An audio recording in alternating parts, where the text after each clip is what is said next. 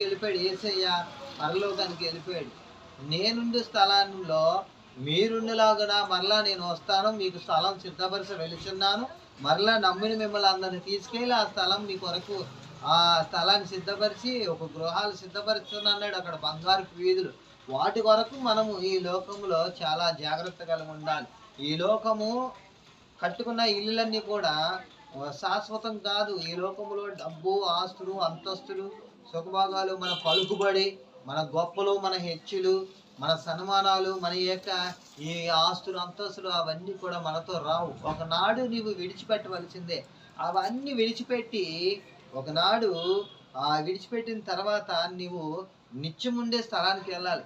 ఈ నిత్యము ఈ స్థలాలు, ఈ లోకంలో స్థలాలు నిత్యం కాదు. నిత్యముండే స్థలం కొరకు యేసయ్య మాట్లాడుతున్నాడు.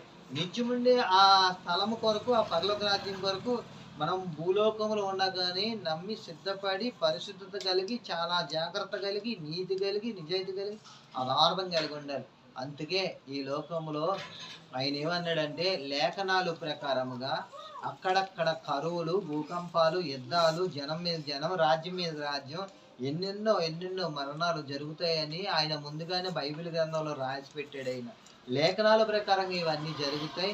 వాటికి మీరు భయపడని అవసరం లేదు. వాటి వైపు మీరు చూడదు. మీరు నా వైపు చూడండి.